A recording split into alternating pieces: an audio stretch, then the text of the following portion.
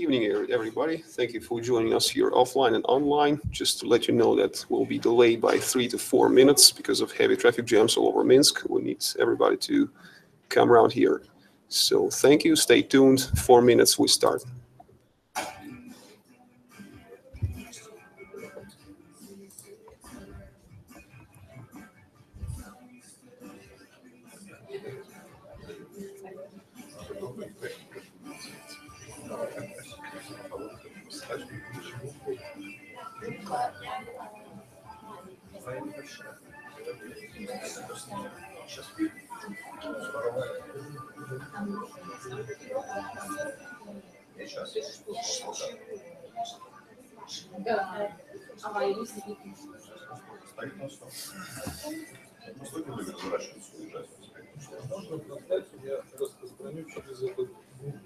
Ты можешь через, знаешь, что?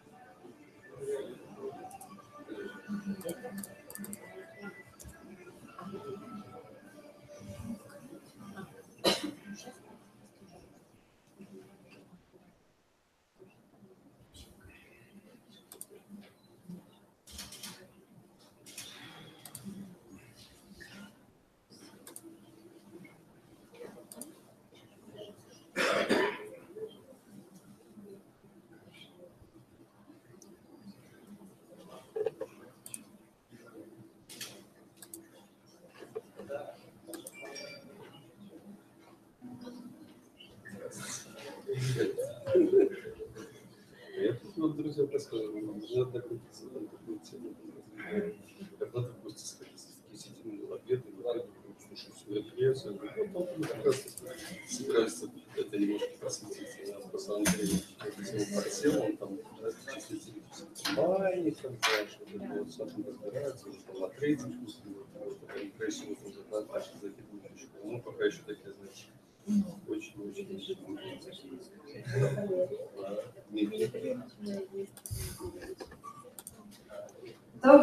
Good evening, dear friends. My name is Nastya Khomenkova.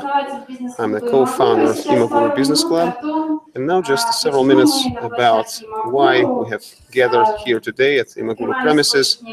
We're opening this event and we would like to disclose all of the secrets and mysteries of pre-ICO of Conpay project. Now, Imaguru has 3 years ago within the FinTech Hackathon.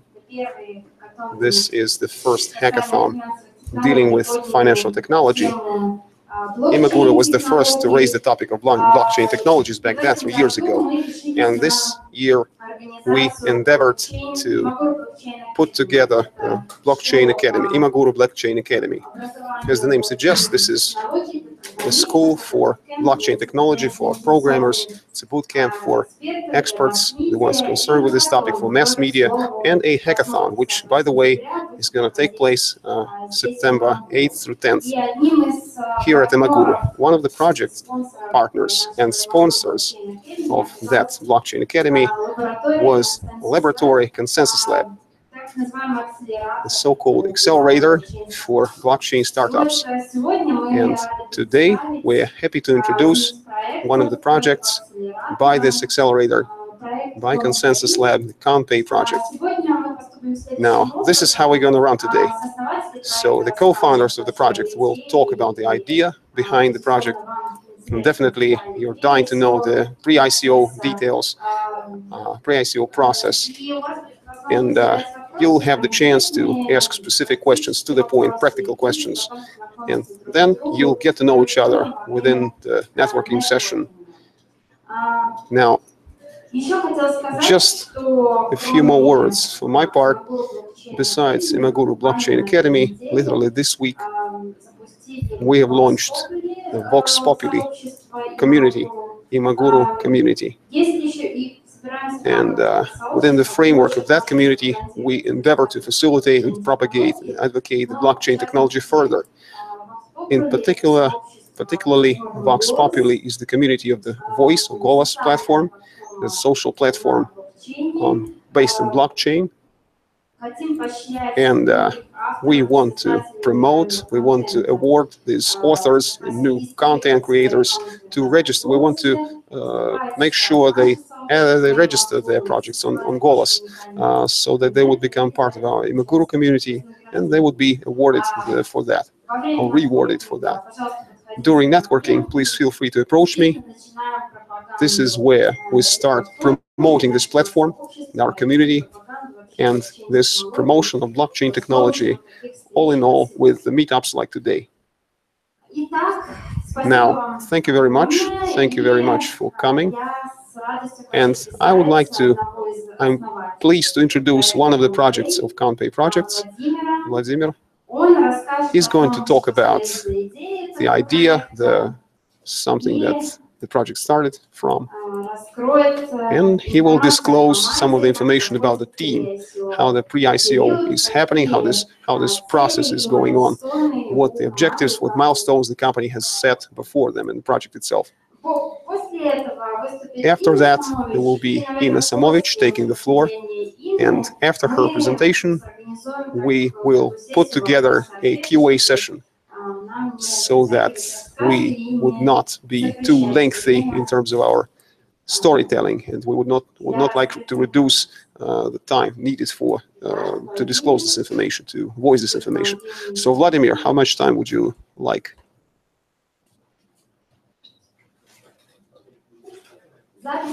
Now, the recording of today's meeting will be provided, so you don't have to do something spontaneously. We are doing both the online broadcast, so our channel will feature this recording afterwards.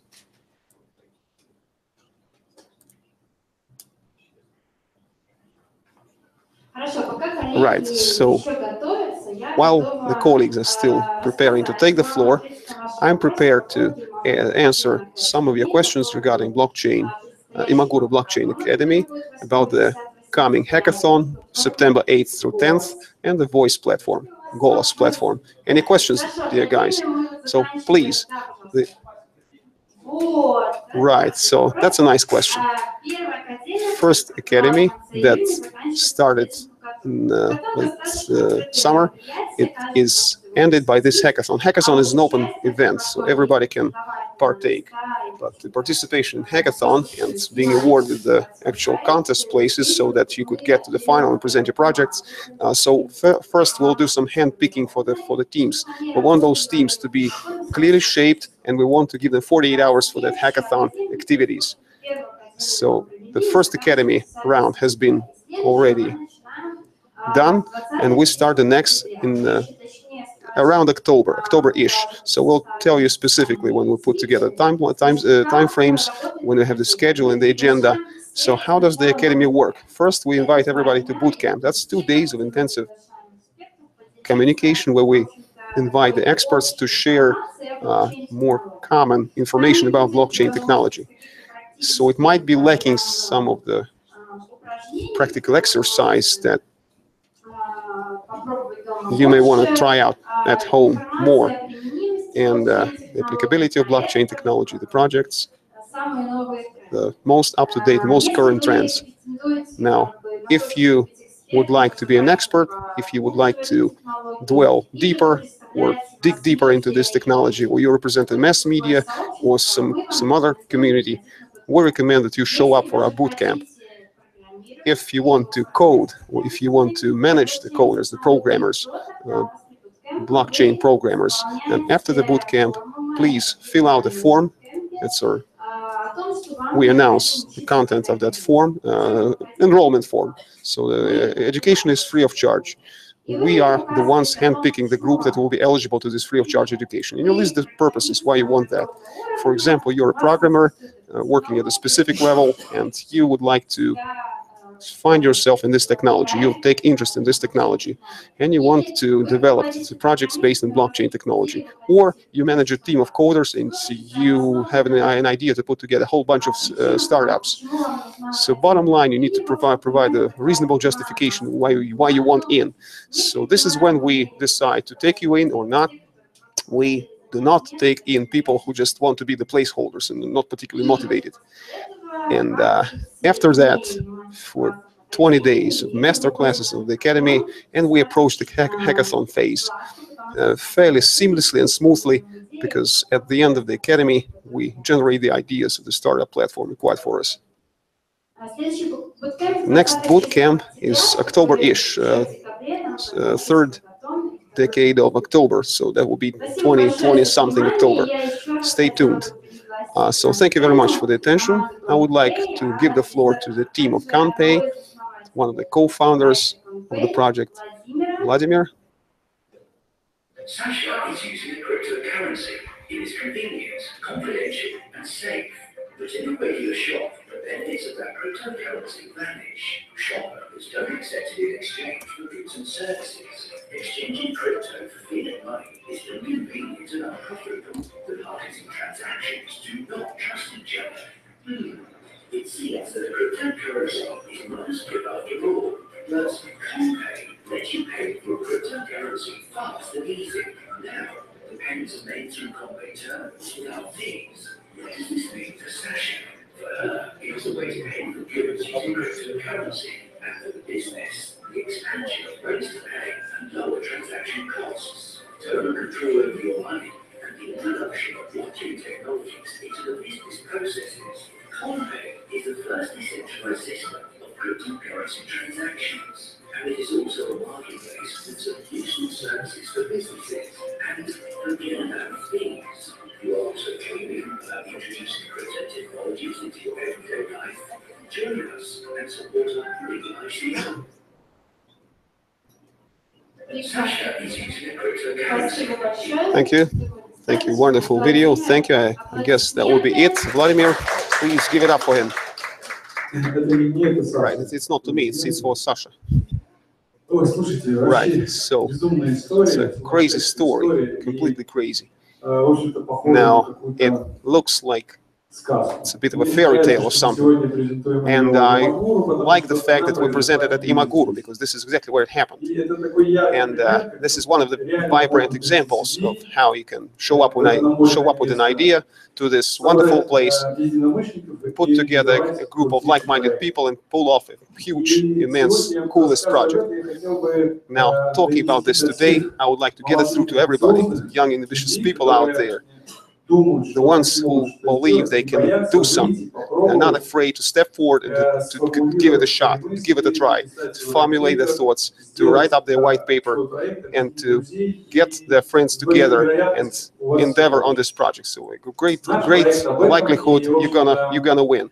So our project is just about that. And without further ado, about the consensus laboratory, that's in principle our project for the development in blockchain technology. So we feature a whole bunch of very interesting projects, so stay tuned for their presentations and implementation in the coming days. But today I would like to present our first public project that we have tested already in beta version. And as all of you know, we have also tried the pre-ICO. Essentially, this story is a story of a new economy, a new paradigm of relations, a new kind of reality that is being shaped as we speak in business in the world globally. It's non-conventional banking investment tools, non-conventional investment tools of venture, not venture capital, but this is a story of an idea, about crowdfunding, about voting of people who share your idea and they vote with their tokens. Therefore, today would be about why we're doing this, what we're doing, our philosophy, and we'll take whatever questions you may have. We'll talk to each other, we'll interact. Our conpay philosophy is fairly simple. The world is developing towards expanding the borders, or erasing the borders. And conpay is a terminal that accepts cryptocurrency. It will enable people to live, to travel, to go wherever they want, and to obtain services, to buy goods and products just for using cryptocurrency. You can go to Singapore, or Paris, France, or to Africa, and for that you're going to need your phone, your purse, in the phone, your wallet, and some cryptocurrency necessary to get your life going. So this is the brave new world, or the perfect world that we've painted or pictured when we are putting together this conpay terminal network, payment terminal network. And I would like to invite Ina to take the floor and talk about this product and how we're going to actually implement this. Evening, everyone. Just let me play around. Right, so this is the idea that is the foundation of our conpay project. That's essentially creating the kind of conditions for people, the kind of environment for people, so that anywhere globally they will be able to satisfy their needs just by having and using the cryptocurrency in their wallets.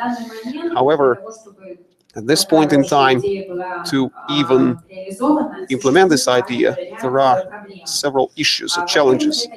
First challenge is low awareness on the part of people, both shoppers and buyers, about the upsides of using cryptocurrency as payment means. Secondly, it's the difficulty for the seller to accept any payments in the cryptocurrency without special knowledge, expertise. Now, there's also this third bottleneck of pseudo-decentralization. Despite the fact that there's quite a few payment systems out there, the ones that can be used to accept cryptocurrency, they are still based on classic financial tools or institutions. This is all sorts of exchanges, all sorts of exchange platforms or purses, where they include some kind of transaction fee for every transaction they process. So bottom line, they end up charging the user for making that or this transaction. Also, both the buyers and sellers are scared about the fact that legal framework is not present for regulation of the blockchain sphere, cryptocurrency. Whenever there are disputes, there is a lack of legal basis to resolve such disputes arising. So legalization is still an unresolved matter. For the buyer to be sure that they can pay for the product, these buyers want to be sure that they're paying the right seller. And oftentimes, this lack of verification of the seller who is accepting cryptocurrency from you as a buyer is scaring away the market players, and it is preventing using cryptocurrency as a payment means. Cyber attacks, these things tend to happen. People are afraid of losing their money because of that. And sometimes the sellers are afraid to accept cryptocurrency due to volatility of the exchange rate. It might be high today, could be low tomorrow, but the suppliers need to be paid in fiat money. However, we have a solution. It already exists as a beta version. Essentially, the entire project is geared towards resolving these bottlenecks and issues. First is decentralization. So the idea is to put together a network of terminals, and this established network will operate globally without transaction fees or charges. Bottom line, all transactions will be for free for the user. Decentralization also means the money from buyer will come directly to seller, bypassing all sorts of processing centers or some other financial institutions that might act as intermediaries.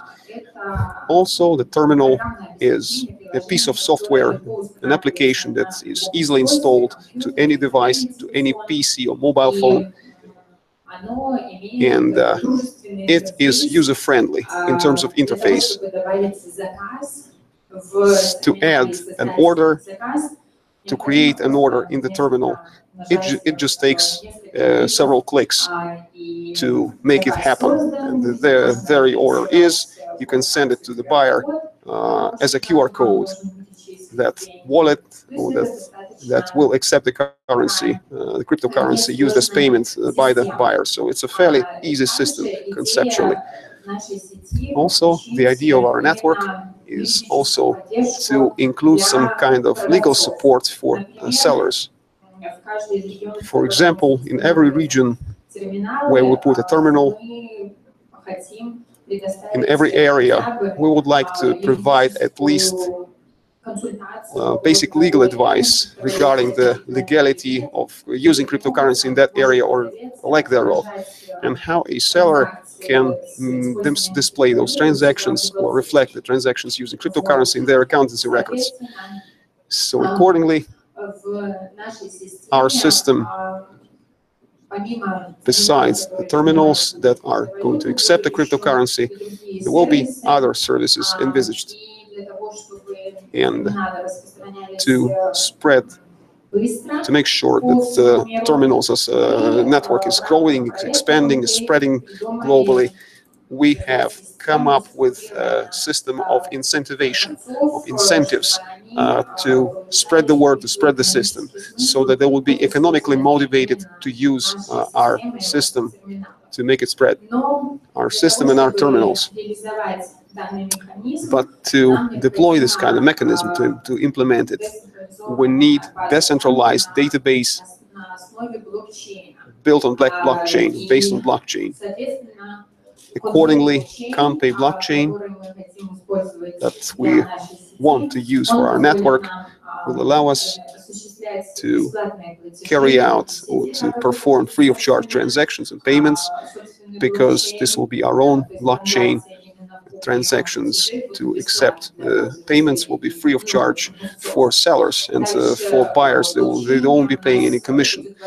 Moreover, the blockchain will feature the opportunity to validate or to verify the identity of the seller, to make sure it's more transparent and clear to the buyer who they're dealing with.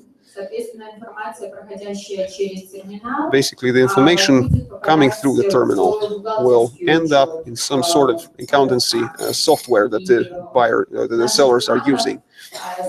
And our plans feature integration with most widespread accountancy software suites, where the terminal will be located and actually used in all the areas out there. Also, we're going to provide some legal support. There will be some exchange, currency exchange, where a buyer or a seller could be able to sell that cryptocurrency immediately and get their fiat money without thinking too hard about what they are going to do about that cryptocurrency they just received as payment from the buyer. Because currently, as I've mentioned, for the majority of sellers, this is the essential issue. So, right, I get the cryptocurrency from my buyer, now what? Moreover, our terminal is multi-cryptocurrency. We do not envisage that buyers will be only paying Bitcoins or Ethereum. Yes, so currently these are mostly investment cryptocurrencies, or they're used for investment purposes.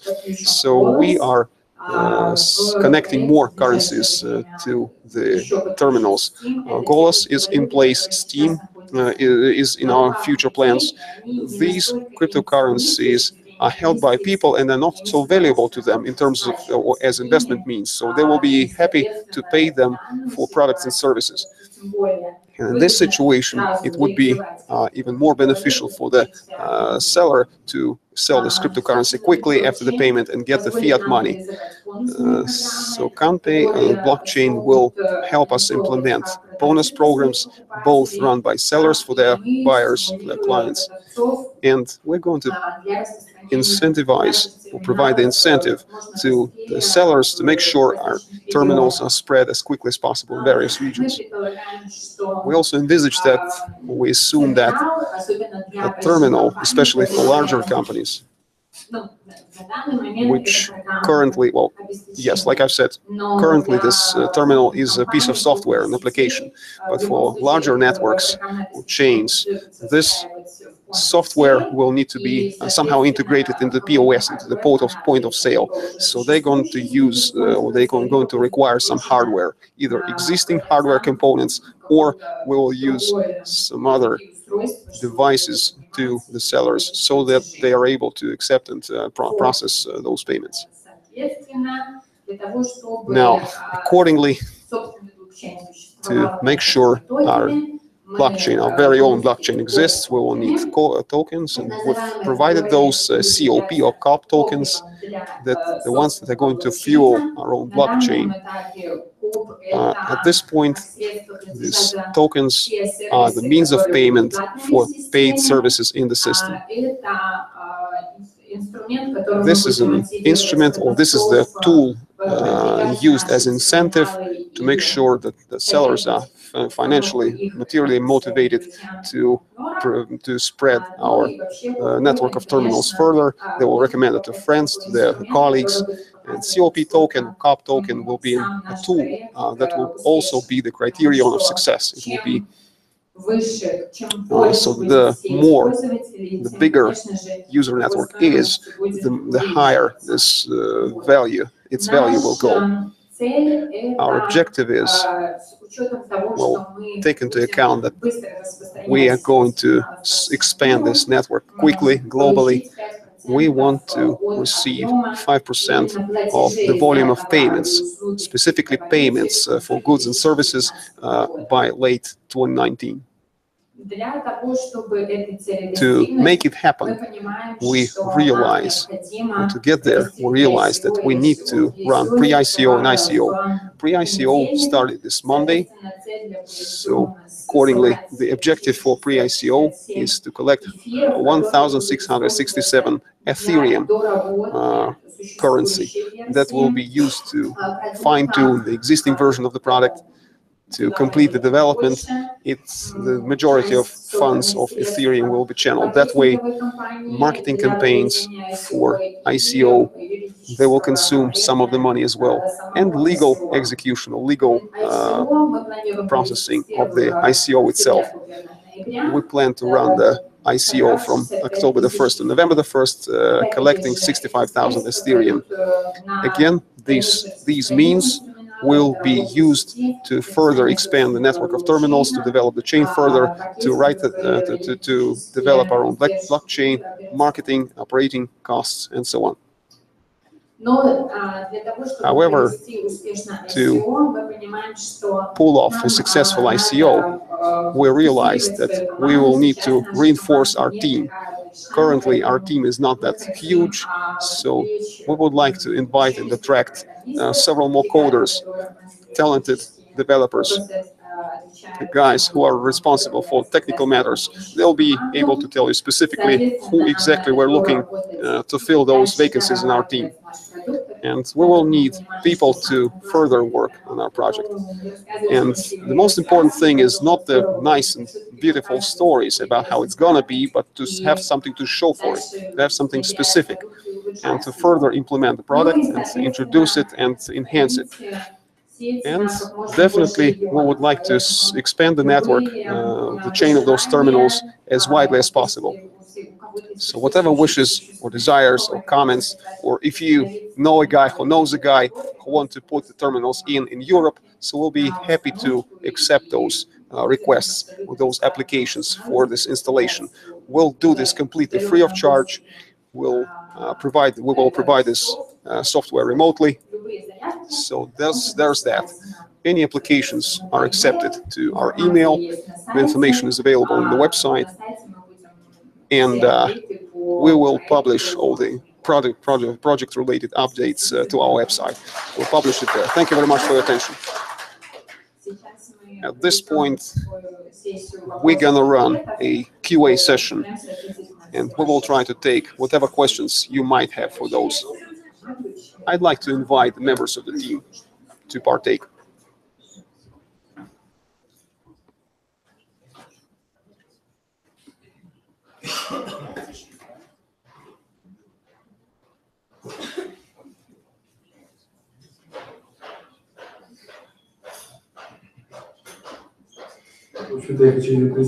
So I'd like to introduce the developer of this project and the architect thereof of ConpayPay project. ConpayPay is consensus payment. ConpayPay.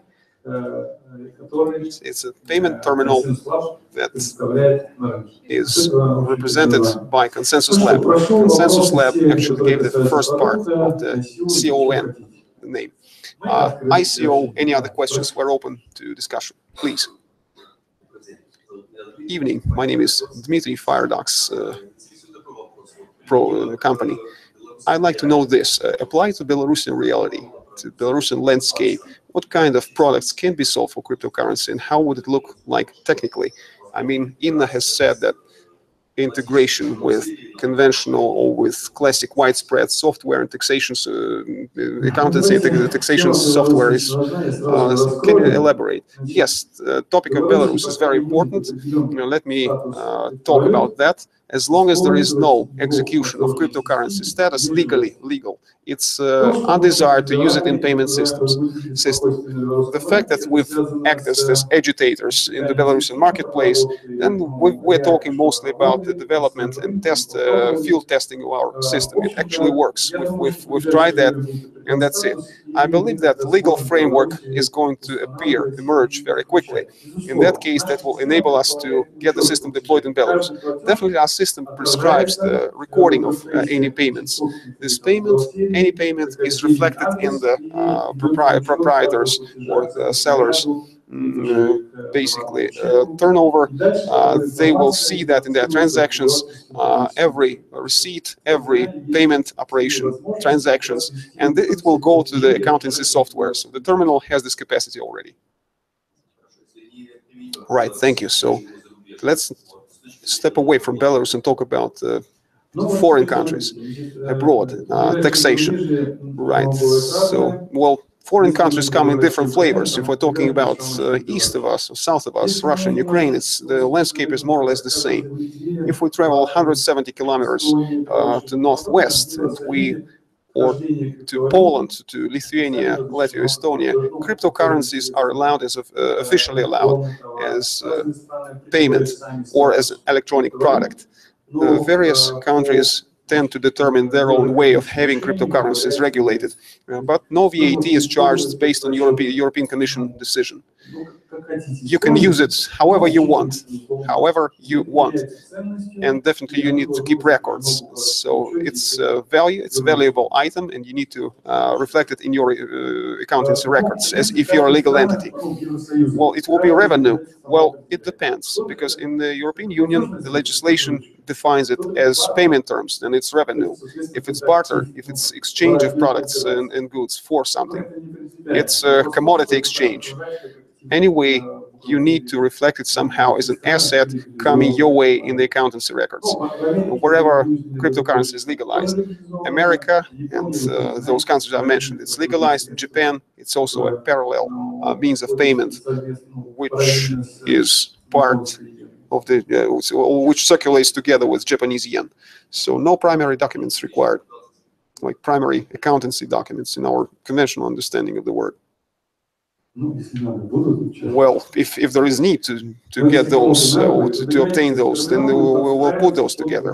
The terminal will be geared towards specific accountancy records requirements and financial recording in a specific country. If that is required, or those primary documents are required, we will make it happen. We will make an adapter or some kind of interface to make sure it's reflected in the accountancy records. You voiced that there will be exchange, a currency exchange for fiat currency for the seller, like they accept cryptocurrency and immediately convert it into fiat currency. All right, check this out. There are people who can accept cryptocurrency without our terminal in the first place. Like you just put together a wallet, you establish a wallet, then you make a transaction from one wallet to another, from one person to another, and you somehow execute this deal or transaction. But people who know a thing or two about blockchains, about wallets, about processing, about how it happens, this processing fees, maybe it's 0.01% globally from all the users. Traditional or conventional retail business fails to understand or lacks understanding about how it works. Only enthusiasts, only people who know a thing or two about this, they are aware of these concepts. Then we suggest those installation of terminals, and then people object. Oh, okay, but we don't know what to do with this cryptocurrency. Well, two options. If I want to trade myself, act as a trader myself, I can preset my terminal to receive that cryptocurrency to my wallet and to somehow sell it. If the different scenario, if the seller is afraid of volatility, then this cryptocurrency will be exchanged or converted immediately at the actual rate to fiat currency, which means there is no volatility risks or market loss. So it will be instant, yes, basically instant, because volatility could be hundreds of % within an hour. That's right. So if currency exchange is introduced, well, I want, for example, 100 yuans, 100 Chinese yuan, 100 Chinese yuan for the buyer to pay. The buyer pays this 100 yuan in cryptocurrency, and it gets converted, and the seller gets fiat currency. One more question: why terminals? Why not put some card going? No, we'll get some card going, like Monaco project. So you might know that. Well, our project is significantly different from the one you've mentioned. Our project is closely to the blockchain philosophy. It's a distributed registry. It's a database. Our terminals are installed specifically or directly to users' computers, tablets, or smartphones. And the wallets are cold. There are no transactions with the account or through the account. All those options are gathering cryptocurrency. They are transiting cryptocurrency, and they're gathering some fee, some transaction fee. We provide this tool to accept cryptocurrency to our clients, to their device, and then they take it from there. So this is the major difference, and this is a major difference in our philosophies, this decentralized philosophy or solution for payment terminals. Okay, but the transactions themselves, who's going to process those? You mentioned no transaction fee or no commission. Well, my name is Timur. In the classic setup, there's you, there's a processing center, and there's a buyer. You as a seller. For example, if there is one point like a processing center, there is no decentralization. We want to ensure direct setup. Seller and buyer, no intermediaries, nothing in between. The transaction is processed by the network itself. So you send a transaction. The miners, like in Bitcoin, they're processing this transaction. There is no need to have any third party involved, any intermediary, middleman involved. There is no need to hook up some processing center or processor. That's just you and the buyer, seller and the buyer. Why it matters? Well, besides those philosophical points and ideas about decentralization mentioned, it's also important because decentralized processors typically they charge a commission. Who wants to lose money? Well, miners also charge commission. No, besides miners, well, some processing center can also charge something. Who wants to save money? Everybody does, and that's something we're trying to pull off. So this first, it coincides with the concept of decentralized systems, and secondly, it's also beneficial. It's a benefit for both parties, seller and buyer. There's also the security component, because it's not the transaction is not moving through some hot wallet, some exchange or processing center. It's cold wallets between the buyer and the seller. There is no opportunity to lose the money on the way or along the way or halfway through the transaction, when the processing center lost their computer, or it got stolen, it got taken away along with your payments. So our scheme offers more safety, security. But wait, you mentioned miners. Well, we cannot cancel miners. Yes, but what I'm saying is miners charge commission. So there will be some commission. The miners commission is one thing. Processing center commission is the other. Well, that's exactly what I'm asking. So you mentioned there will be no commission. Can you elaborate? Well, I see. So we understood each other. So there are two different commissions we're talking about: miners commission and processing centers commission. So, for example, you pay with voice, golos. There is no commission for miners. Use the cryptocurrency without any expenses for mining. You don't want Bitcoin, you buy voice. You will use voice, and you won't lose any currency.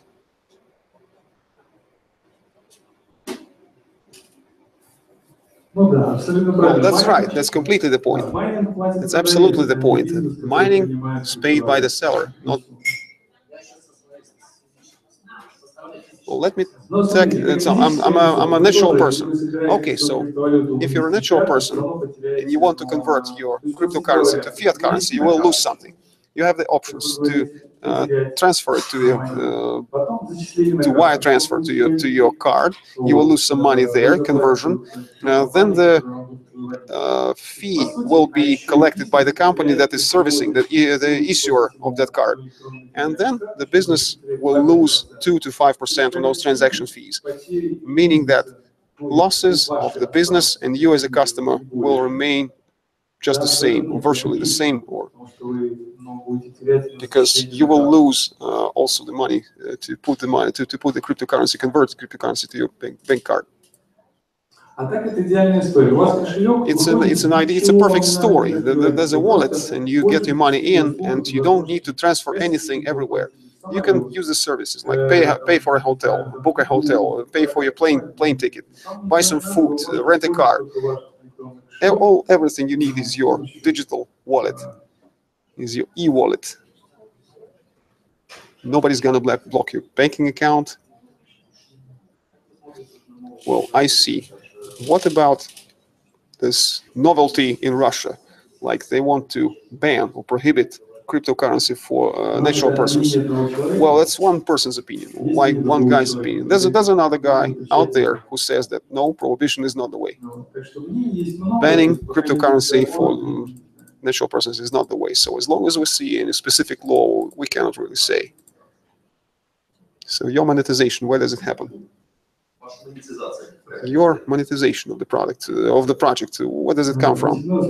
Well, check this out. Monetization is fairly simple. If we're an exchange office, then we, bureau de change, then we gain some money from the conversion. So trading in the cryptocurrencies and fiat currencies is our area of profit. So you know that traders, how traders work.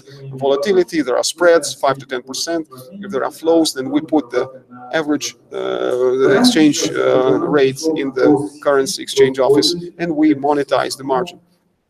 Growth of user base, growth of more installations.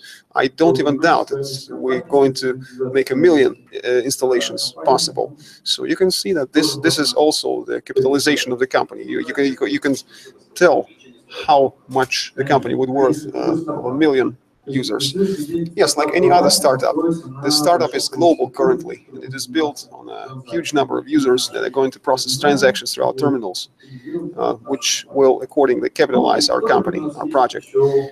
At the same time, we also have the trading component, the exchange offices, the payments.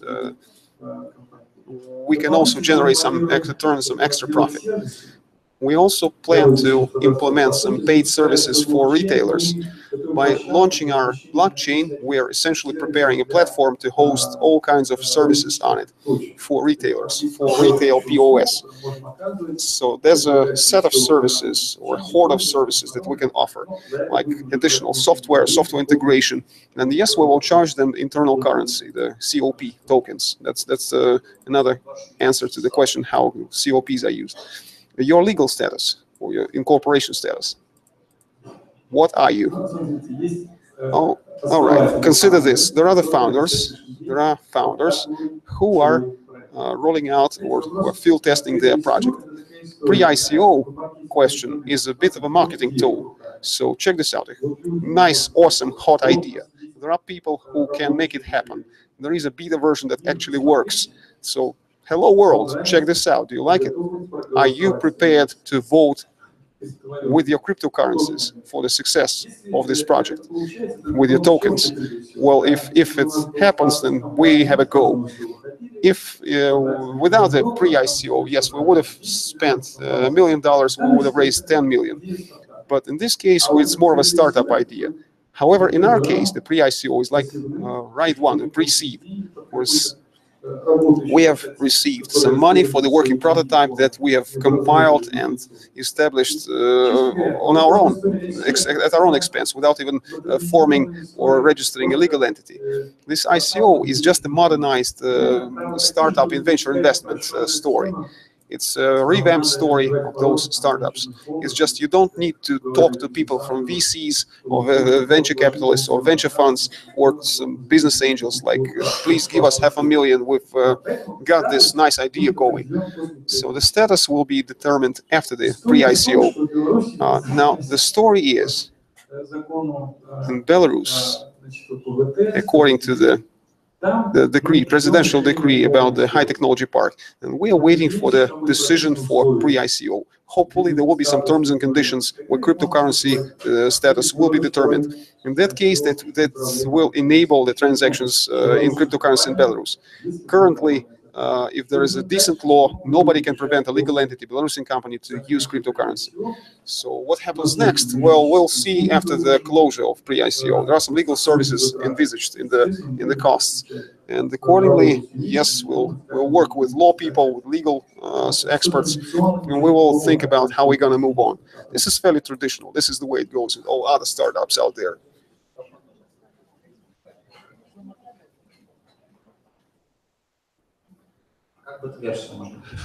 Beta version, how do we test it? Okay, for beta version, we can get together about 5 p.m.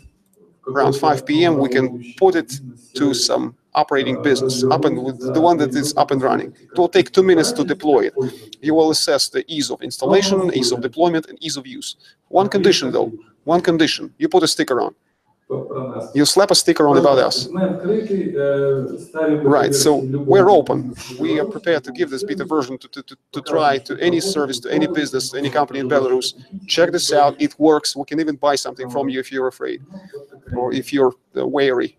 So this is the idea. Thank you. I have several easy questions or easier questions like algorithm. So I install a terminal. And then I have the multiple wallets and many currencies. What does the algorithm look like? It's a cold wallets, right? That's right. So how does it get converted, the exchange, the currency? Well, at this point, your public keys are published. These keys are published to us. Every request of yours, we generate a new address, but we can't spend your money for you. So the key to your money rests with you. And we only we give you the addresses where to pay. So the issue of hot and cold wallets is in volatile environment. I will need some time to get into my cold wallet and to exchange it convert it at the exchange. Oh, wait, you started with one answer, one question, and you got a different answer. So there are two modes of terminal operation. First is when you you're dealing with the cryptocurrency yourself.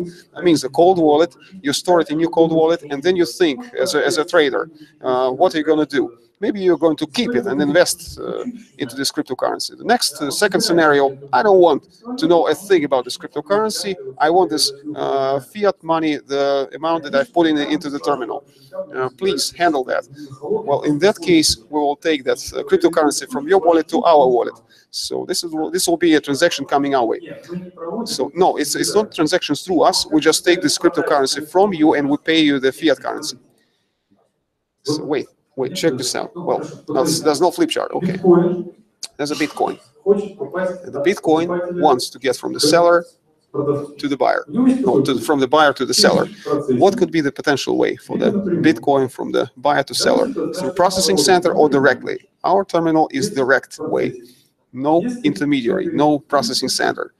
If the person says that I don't want to receive cryptocurrency, the seller, I want fiat currency, then this cryptocurrency simply it goes to us. That's it. Okay, your own blockchain. How are you gonna do the nodes? What are the miners gonna be? Who are gonna be the miners? What is the consensus? We don't have miners. We have delegated proof of stake, DPoS, and for any proof of stake, there are issues developing algorithms. An apparent issue, the more predictable the consensus algorithm is, the more prone to attack this blockchain is. Secondly, we don't have transaction fees, which means we're even more susceptible to DDoS attacks. And so why didn't we introduce any specific transactions or proof of work? We want to make it accessible as possible to everybody. We want the sellers and the buyers to use the product without paying anything, with this platform, without paying anything, without having to pay anything. Secondly, we want to award or to reward, to incentivize those players in the system who want to develop it. Those people are not just there for temporary profit, but they want to validate the payments and they can be rewarded for that. So those are active players. We're talking about active participants. They become the proof of stake counterparts of miners. But well, not to have this bitter pill, they must not spend any money for some complex calculations. They will just have some set of 20 most efficient participants of the partners. They are going to be witnesses, and they do some work and they receive some a reward for that. Proof of activity is a combination between proof of stake and proof of work. In this case, delegating proof of stake, we're delegating, well, yes, the most active stakeholders or participants will be rewarded. That's right, the ones mostly interested in the network, not just some people for a quick buck who moved in for some quick buck, but people who have worked to gain some reputation, and they will be monetizing that reputation. They will become the witnesses in the system, or the delegates. Delegate proof of stake means that every one of them will have a period of time, so they will take turns, they will record every block. They're not competing for every block. So this delegates proof of stake or proof of work. Well, for instance, I want something. There are cookies out there, and I want them. How do I resolve that? How do we resolve that? We can have a fight over these cookies, and the one who beats everybody physically will get those cookies. Or we can make a deal. So the first scenario is proof of work, and the second scenario would be proof of stake, if we agree and share those cookies. Now, proof of stake is for, no, proof of stake comes in different flavors. So it can be operated for coins or by coins or by reputation. We proceed from the reputation. Reputation can be earned actively working in the exchange. You publish your transactions, and we see the activity on your terminal. So we see you as an interested stakeholder in the system, and we reward you. We reward you with this witness status in the system. DOS attacks, well, before the transaction gets sent to the network, There is an algorithm as hash for proof of work. It's a light version to make sure that people are not just transacting some crazy amount of valid transactions. So they want to solve a simple task or simple problem. So that's a couple of seconds, but they are not going to pollute the network or clog the network with some traffic. Moreover, upstairs on the miners, we have some transactions who are prioritized according to their reputation. The higher reputation, the quicker your transaction gets processed. Okay, so something similar to voice will be used. Well, the reputation was similar to voice. Well, it's not for voice. It will be voice and VHS 2.0 in the graphene system. So we're also based on graphene system. Graphene. We build a platform on top of it all.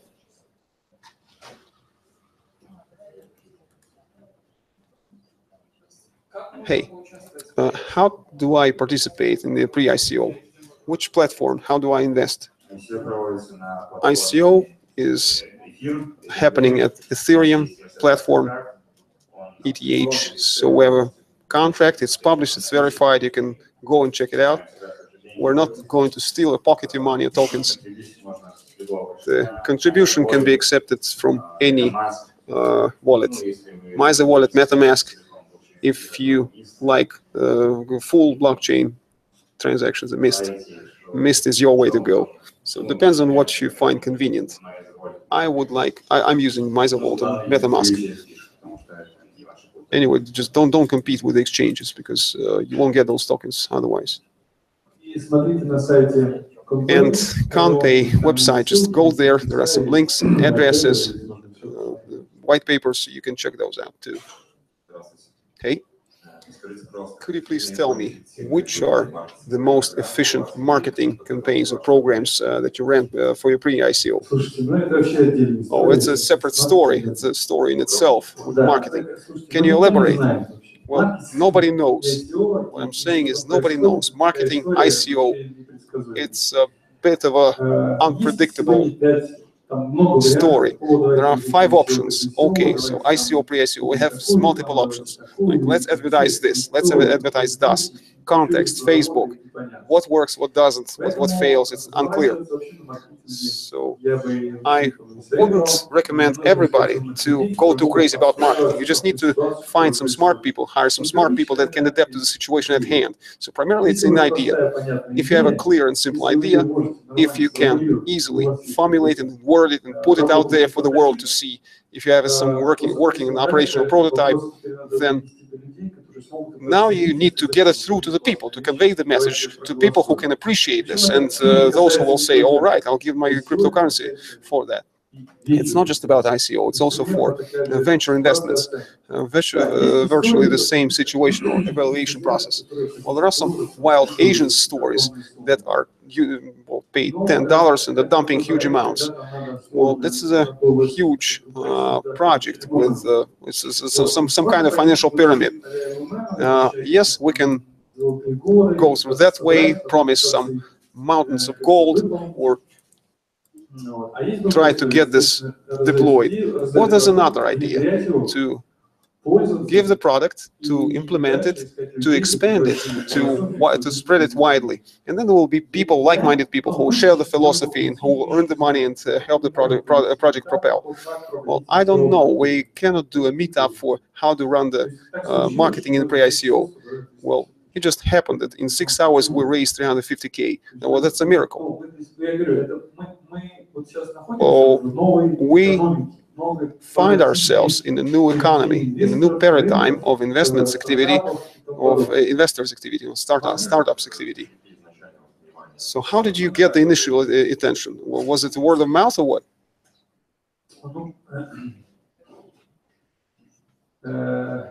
Well, what do I tell you everything from day one? Well, maybe the gist of it in a nutshell. Well, in a nutshell, we didn't want to do ICO. We believe that venture investment is a good thing, and ICO is a whole lot of cheating. And we watched this hype. There was stories about $100 million in our platform. And I'm a business angel and an investment with the Imagura diploma, venture investor. So I was kind of skeptical about that. But what can you do about it if it's happening? So we decided to give it a go. We were developing our products. We said that come ICO or come none, we will make it happen. Because 1 million people, you cannot earn 1 million just from your small amount of money. You need to make actual investment, actual advisors, and actual forces that will help spread this idea globally. It must be a convincing idea at that. So we were dealing with that. It took us a week. We didn't pay anybody a single cent. I suggest you should do that yourselves, your team. So like, don't trust anybody who is going to tell you that this is a white paper. Just it's going to cost you 10K and you will raise 1 million or 100 millions. It's cheating. It's nonsense. And then we invited some nice guys, some very good guys with expertise about how this ICOs work, and we've made a team. We've built a team. Then we made a website that was working poorly, and I guess the mobile version is also leaves much to be desired now. It's kind of it's a bit screwy. So then well, you know, the media people have published some of the articles. So the word travel, there are English translations of those articles, or English articles.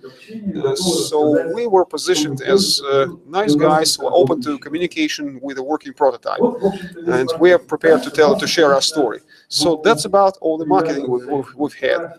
Then you can talk about connecting some trafficking or some tools or some traffic tools. That's it for marketing. Thank you for the detailed answer. Could you please tell about the best elements in your company, about what you were focusing, what challenges you were facing? Well, no answers to that at this point. Let's make a separate meetup about how it was happening. No data so far. Nothing to share at this point. Thank you.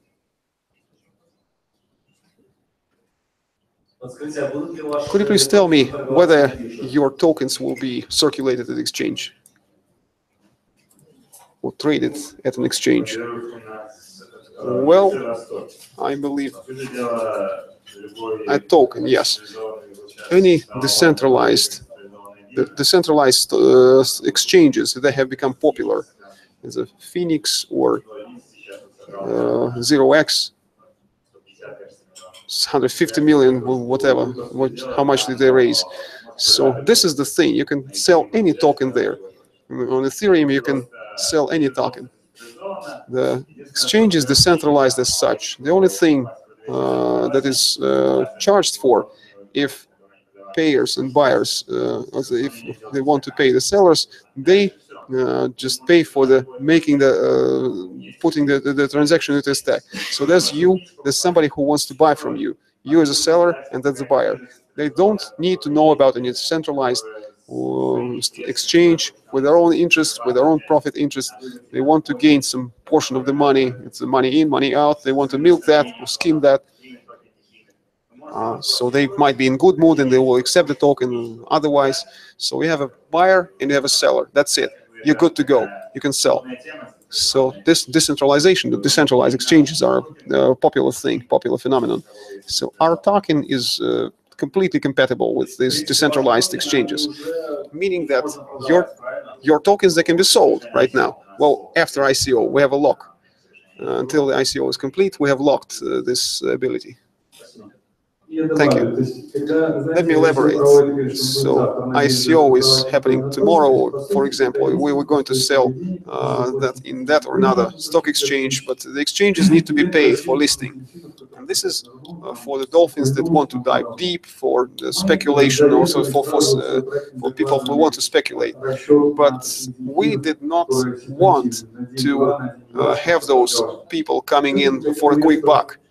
We want quick buck dolphins. We don't want those. We want investors to move in. The ones that realize our project is a technical one, it requires some investment into the development, or at the development stage. And as any other investment project, it should be perceived in a 2 to 3 year time frame, and their exit. They should calculate their exit for that. Great. Vladimir, several questions from people online, the ones who are watching our broadcast. And the first question is from Dmitry. He's asking the following. So, which is the jurisdiction, and which jurisdiction all the participants are joining that are using the conpay? Who is protecting the rights, bottom line? Well, consider this, the users of the terminal, users, you mean the business or the retailers, the sellers, or the service providers? Well, I believe all the participants, all the stakeholders, both the buyers and the sellers. Well, the users of the terminal are obliged to observe the jurisdiction of the country they reside or they're located in. If it's a Poland-based terminal, a Germany-based terminal, then it is subject to the remedies and the legal tools of customer interest protection in the country of residence or country of location, both for the seller and the buyer. Okay, thank you. What do you know about the regulators that are present in the system of payments? And what do you know when your server is offering your service? Dmitry, the same person. Regulators where again? So what regulators are present in the system of payments, and what do we know about that? Well, let's get back to the fact that in every country out there, there are own rules of play for cryptocurrencies of payments and such. The tendency globally is that the world has not made up their mind yet, just yet. There are two opinions: to ban, to allow, red light, green light, and there's doing nothing, the third way. All the jurisdictions can be categorized by these three principles. Principle to ban. Well, ban means that's it, no terminals. Entrance or penetration to any country with our terminals, as we mentioned during the presentation, there will be some legal support on the ground to make it happen. We're in negotiations with one of the major legal companies, one of the top 4 globally, that are going to follow up and support us legally at the stage of penetration or entering the markets of various countries. Then we will provide a detailed instruction for businesses what they may want to install, how do they accept cryptocurrency, how do they reflect it in their accountancy records. So this support will be present when the terminals are deployed in that or another country. For example, stage 1 this year, we will go to European countries. The status is clear there. The rules of play have been set. But let me say again, Lithuania, 1 rules, Bulgaria, second set of rules, Germany, third. So we will customize our strategy for every country, and we will help people who want in legally, who want in those countries, position to do the recording and so on. Thank you. Another online question. How is your product different from the wallet software that accepts or allows the buyers to pay directly? Oh, that's a nice question. It's a great question. Again, we need to go to white paper. We need to refer the asker to the white paper. There are clear definitions. Why cryptocurrencies are not developing as payment means? That's in our white paper. Well, because for sellers, it's pretty tricky. It's rather tricky. They need to wrap their heads around all the cryptocurrency stories about the exchanges, about the wallets, about how they accept this cryptocurrency. So there are people who can make it happen, or that actually make it happen, but there are very, very few isolated cases. And for that, we need to make a terminal so that people knowing nothing, zero, nada about blockchain could accept that cryptocurrency. So they're saying, like, we're not IT people. We don't want to haggle with this IT. We sell sausages or fruit or vegetables, or we run our own small shop.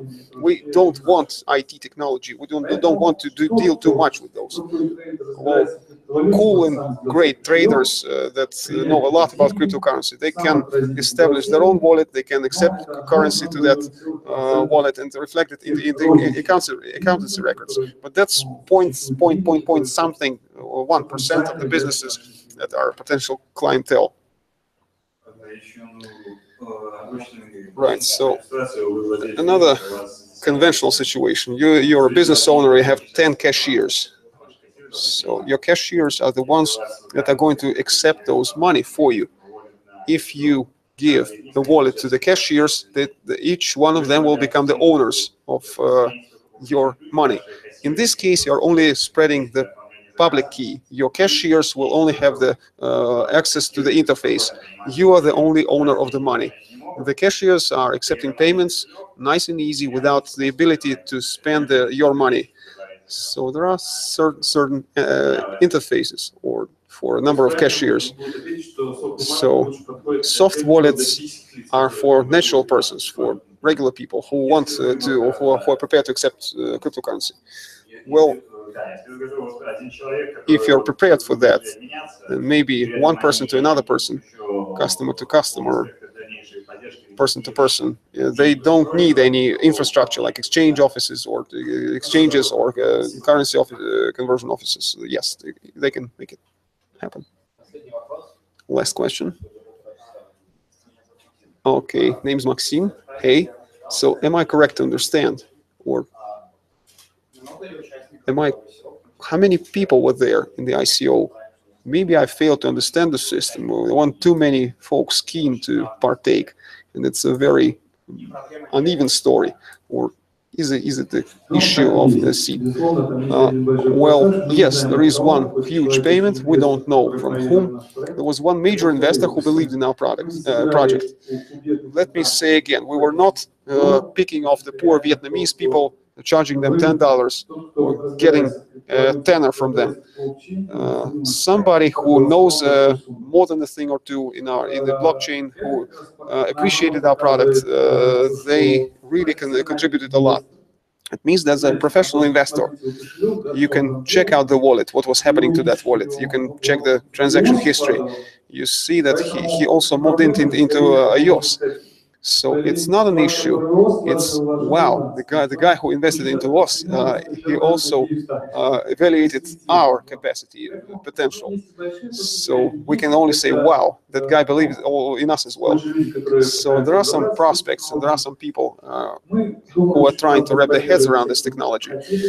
We believe that people will support us who want to deploy this ecosystem globally and use that services. But that professional investor is really a wow point. It's really cool. And if we want to get some real investment behind our ICO, those real investments will come 30 to 50% from professional actual investors. And I mentioned that the blockchain history and the history of investments, it should rest with professional investors, people who know what they're dealing with, people who know what they're investing into, what they're playing with. ICO is not for blockchain, but for traditional business. Well, this is where you can tell a lot of fairy tales, magic stories, and sell some concrete factory or some I don't know, some heap of sand. But in this case, it's everything clear. Everything is clear. Everybody can invest into that. In this case, we're describing, so we've been given a chance, and we're supposed to implement it. We use it. Our pre-ICO is still running, and I'll just throw in points. Two more weeks for pre-ICO. Okay, so it's Wednesday, and we start at 6 p.m. on Monday, or 5 p.m., or 3 p.m., no, 4 p.m. on a Monday. So just a bit more than 2 days ago. Right. Thank you very much for your questions. Hopefully, we've been able to provide you some answers.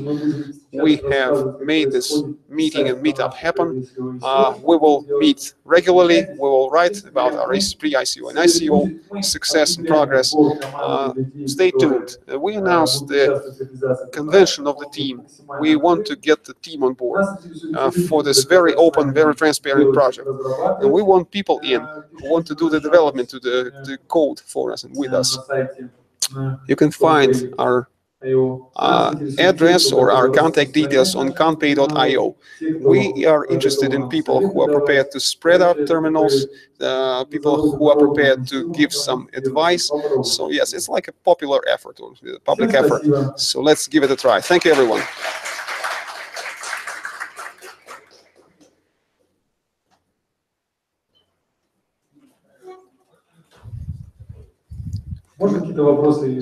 Any questions? Well, feel free to ask those during coffee breaks at the coffee table.